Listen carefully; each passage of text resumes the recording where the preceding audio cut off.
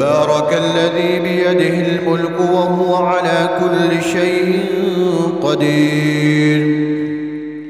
الذي خلق الموت والحياة ليبلوكم أيكم أحسن عملا وهو العزيز الغفور الذي خلق 7 سماوات طباقا ما ترى في خلق الرحمن من تفاوت فارجع البصر هل ترى من فطور ثم ارجع البصر كرتين ينقلب إليك البصر خاسئا وهو حسير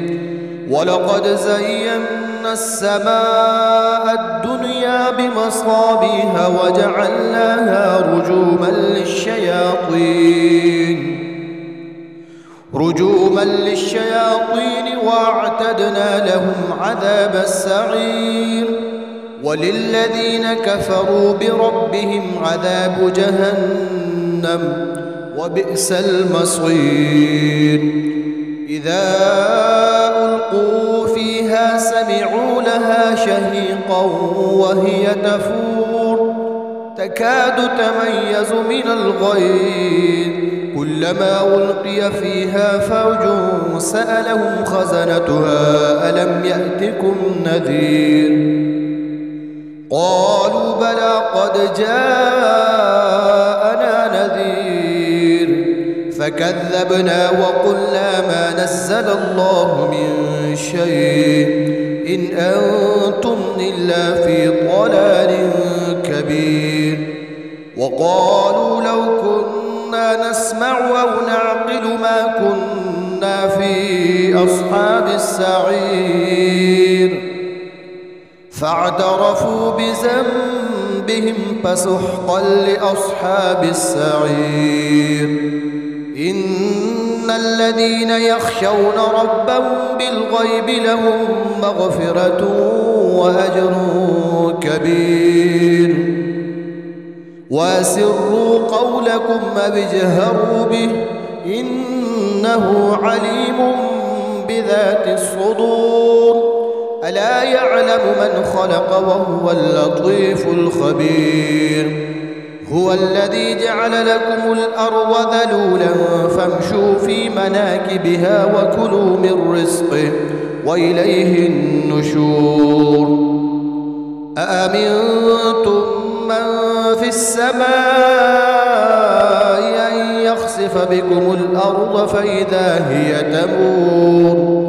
أم أمنتم من في السماء أن يرسل عليكم حاصبا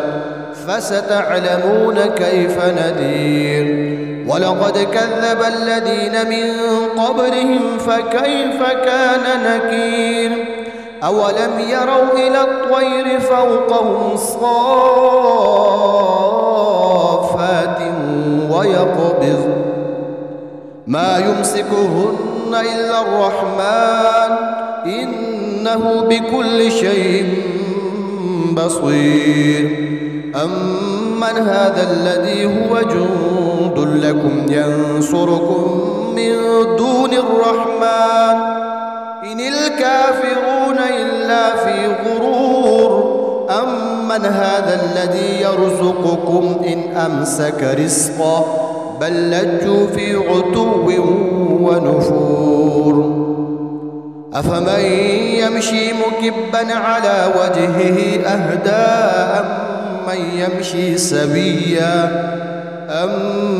يمشي سويا على صراط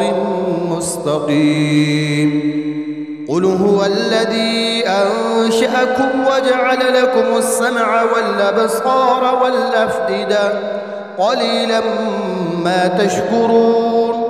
قل هو الذي ذرأكم في الأرض وإليه تحشرون ويقولون متى هذا الوعد إن كنتم صادقين قل إنما العلم عند الله وإنما أنا نذير مبين فلما رأوا زلفة سيئت وجوه الذين كفروا وقيل هذا الذي كنتم به تدعون قل أرأيتم إن أهلكني الله ومن معي أو رحمنا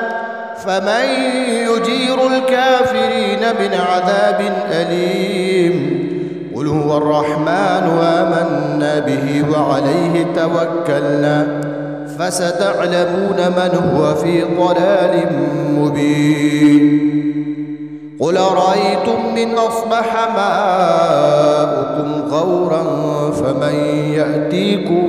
بماء معين